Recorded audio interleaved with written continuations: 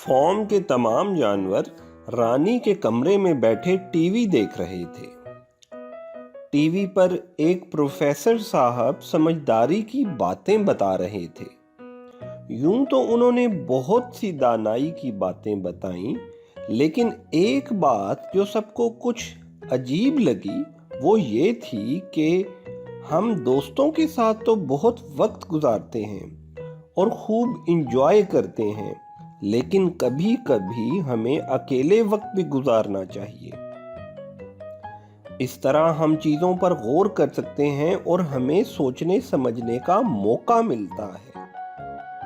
उन्होंने मज़ीद बताया कि दुनिया की हर शय हमें कुछ न कुछ सिखाती है।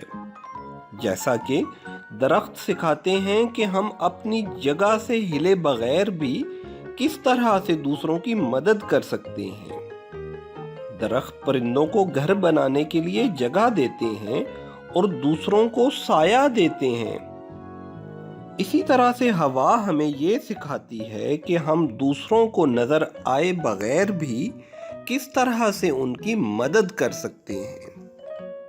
बाग की घास हमें ये सिखाती है कि सलीका और करीना हर चीज की खूबसूरती में इजाफा कर देता है।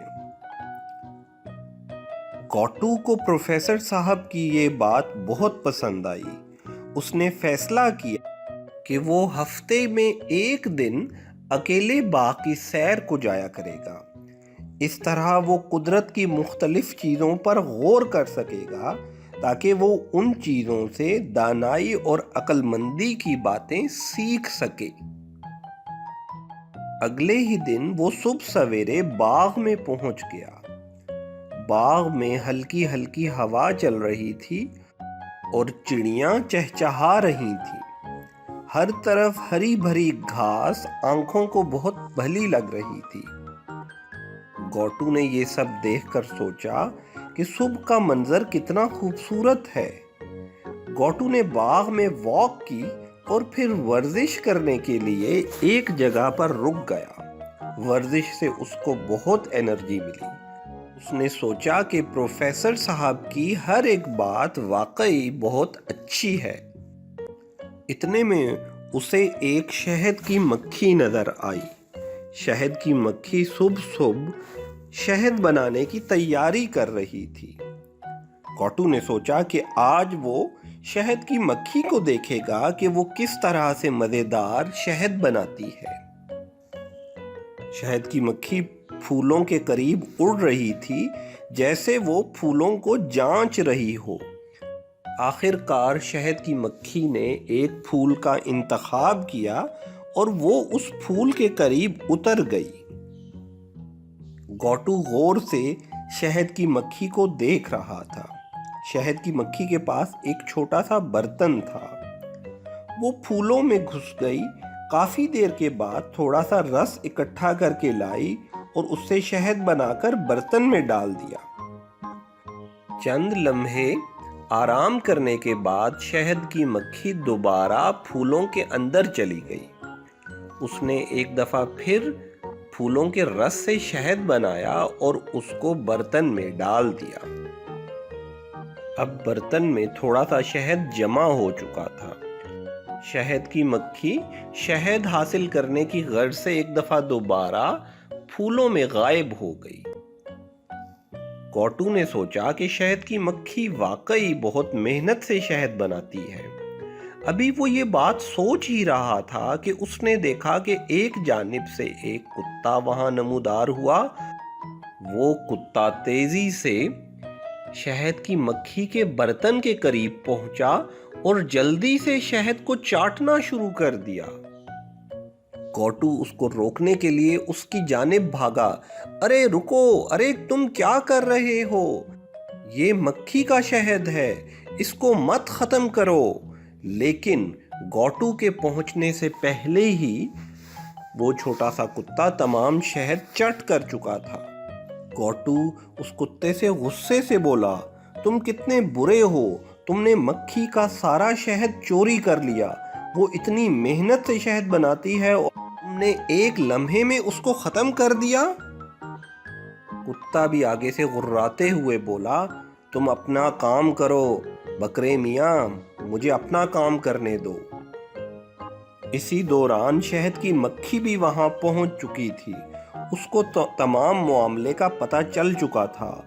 وہ کتے کے اوپر بہت غصے ہوئی۔ وہ کتے کو کاٹنے کے لیے اس کی جانب بڑھی، لیکن کتے نے زور سے ایک مکہ مکھی کے منہ پر مارا اور وہ دور جا کر گر گئی۔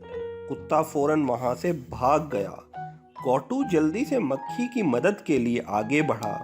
اس نے شہد کی مکھی کو پانی پلایا اور اس سے اس کی خیریت دریافت کی۔ مکھی زخمی ہو چکی تھی۔ گوٹو نے اس کو سہارا دیا اور پھولوں پر بٹھا دیا تاکہ وہ پھولوں کا رس پی کر انرجی حاصل کر سکے۔ تھوڑی دیر بعد مکھی ٹھیک ہو گئی اور گوٹو سے بولی، تمہارا بہت شکریہ، تم نے میری مدد کی ہے۔ اب مجھے دوبارہ تمام شہد بنانا پڑے گا، لیکن کوئی بات نہیں، میرا تو یہی کام ہے۔ گوٹو بولا، اوکے، ٹیک کیئر۔ اس کے بعد شہد کی مکھی ایک دفعہ پھر پھولوں کے اندر اتر گئی تاکہ مزید پھولوں کے رس سے شہد بنا سکے، جبکہ گوٹو ایک جانب بیٹھ کر ورزش کرنے لگا۔ ابھی اس کو بیٹھے کچھ ہی دیر ہوئی تھی کہ اس کو کتوں کے بولنے کی آواز آئی۔ ایک دفعہ پھر وہی کتا جس نے شہد کی مکھی کا شہد پیا تھا دوبارہ وہاں نمودار ہوا، لیکن اس دفعہ وہ اکیلا نہ تھا بلکہ اس کے ساتھ دو اور کتے بھی تھے۔ وہ گوٹو کے قریب آئے اور بولے، تم نے میرے خلاف شہد کی مکھی کی مدد کی، اب بدلے کے لیے تیار ہو جاؤ۔ گوٹو بولا، میں نے مکھی کی مدد اس لیے کی کیونکہ تم نے مکھی کا شہد چوری کیا اور غلط کام کیا۔ کتا غصے سے بولا، ٹھیک ہے، پھر اب تیار ہو جاؤ۔ یہ کہتے ہی تینوں کتے گوٹو پر حملہ آور ہو گئے۔ گوٹو آگے آگے تھا اور کتے اس کے پیچھے بھاگ رہے تھے۔ گوٹو جانتا تھا کہ اگرچہ کتے چھوٹے ہیں لیکن ان کے دانت بہت تیز ہیں اور وہ اس کو زخمی کر سکتے ہیں، چنانچہ وہ اپنی قوت کے ساتھ باغ میں آگے پیچھے بھاگ رہا تھا۔ یہ شور سن کر شہد کی مکھی پھولوں سے باہر آئی اور پوری صورتحال سے باخبر ہو گئی۔ وہ جانتی تھی کہ وہ اکیلے گوٹو کی ہیلپ نہیں کر سکتی۔ وہ فوراً اپنے چھتے پر گئی اور اپنی دوستوں کو بلا لائی۔ شہد کی مکھیاں اس کے ساتھ جلدی ہی باغ میں پہنچ گئیں۔ انہوں نے تیزی سے کتوں پر حملہ کر دیا۔ کتوں کو اس حملے کی بالکل توقع نہیں تھی۔ حملہ اس قدر شدید تھا کہ کتوں کے پاس بچنے کا کوئی راستہ نہیں تھا۔ جلدی ہی کتے ادھر ادھر بھاگ گئے۔ مکھیوں کے کاٹنے سے ان کا برا حال ہو چکا تھا۔ کتوں کے کاٹنے کے بعد شہد کی مکھیاں گوٹو کے پاس آئیں اور اس سے پوچھا کہ تمہارا کیا حال ہے۔ گوٹو نے شہد کی مکھیوں کا بہت شکریہ ادا کیا کہ انہوں نے وقت پڑنے پر ان کی مدد کی۔ مکھی نے گوٹو کو کہا، گوٹو میاں، جو کسی سے اچھائی کرتا ہے تو بدلے میں بھی اچھائی ہی ملتی ہے۔ گوٹو یہ سن کر بہت خوش ہوا۔ سچ ہے کہ اچھائی کا بدلہ اچھائی کے سوا کچھ نہیں۔